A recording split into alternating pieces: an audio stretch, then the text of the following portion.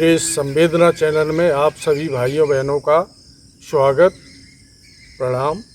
मैं doctor Udayveer Singh, associate professor के college Etawah.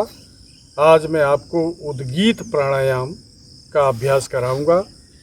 उद्गीत प्राणायाम क्या है, इसके करने की विधि क्या है और इसके बेनिफिट्स क्या हैं और इसमें क्या सावधानियां बरतनी चाहिए, इन सारी चीज़ों पर आपको विस्तार से बताऊंगा।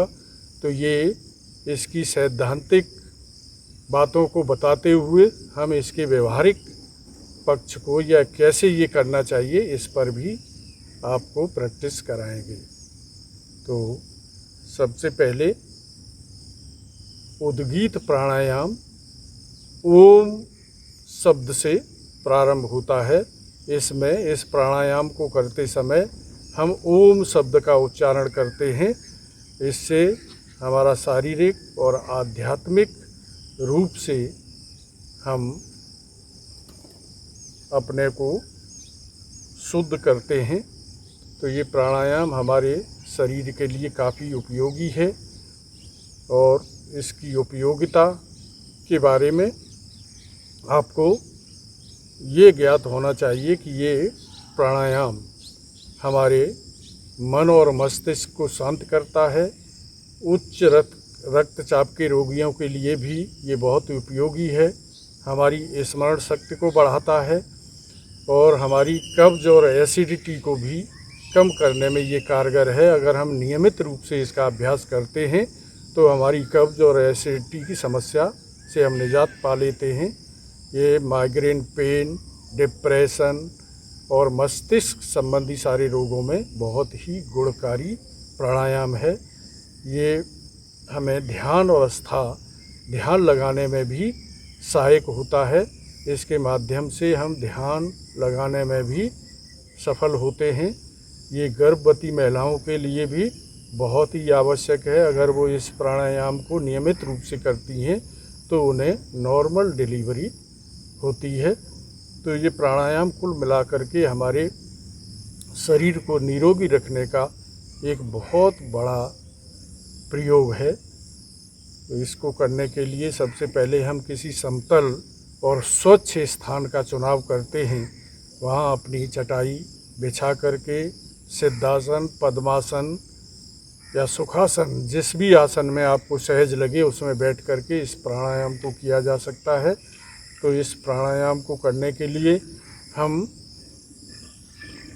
पहले धीरे धीरे सांस को पूरी तरह से भरते हैं और उसके बाद जब निकालते हैं तो ओम का उच्चारण करते हुए, ओम का नाद करते हुए सांस को धीरे धीरे निकालते हैं। यही प्रक्रिया बार बार दोहराते हैं। इस प्राणायाम को हम 5 से 10 मिनट तक करें, तभी इसके संपूर्ण फायदे हमें मिल सकते हैं। इसको करने में सावधानी ये है कि शोर शराबे वाले स्थान पर इस प्राणायाम को नहीं करना चाहिए और सुबह सुबह खाली पेट ही इस प्राणायाम का हम अभ्यास करें तो हमें ज़्यादा इसके लाभ प्राप्त होंगे। तो अब हम इसका प्रैक्टिकल करके आपके सामने दिखाते हैं। इसे ध्यान से देखिए और फिर इसको इसी तरह से आप दोहराएंगे तो निश्चित रूप से आपको फ़ायदा होगा। तो पहले धीरे धीरे सांस को अंदर भरें।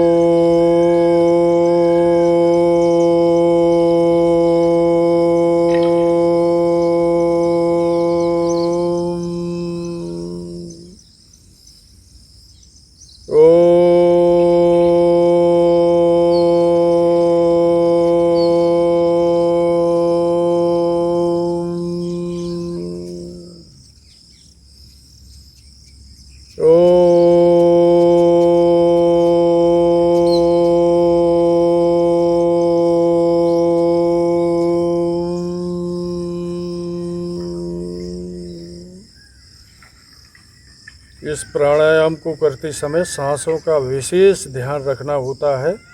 हम ये महसूस करें कि किस तरह से सांस धीरे धीरे हमारे अंग प्रत्यंग में प्रवाहित हो रही है और हमारे शरीर के अंदर के सारे विकारों को दूर करते हुए हमें निरोग बना रही है। इस तरह का भाव हमारे मन में होना चाहिए और हम इसे संपादित करते समय अपनी आँखों को कोमलता से बंद रखेंगे तथा प्रभु का स्मरण करते हुए इस अभ्यास को बड़े ही शुद्ध और पवित्र मन से करेंगे तो इसके लाभ हमें ज़्यादा प्राप्त होंगे। एक बार पुनः हम आपको इसे करके दिखाते हैं।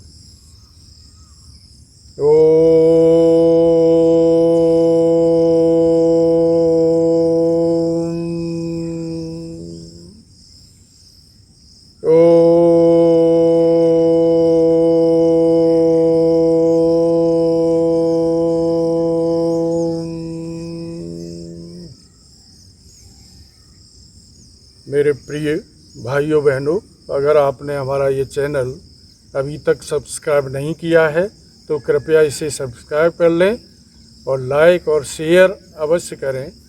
और इन्हीं शब्दों के साथ शुभकामनाएं देते हुए कि आपको ये प्राणायाम बहुत लाभदायक हो। बहुत बहुत धन्यवाद।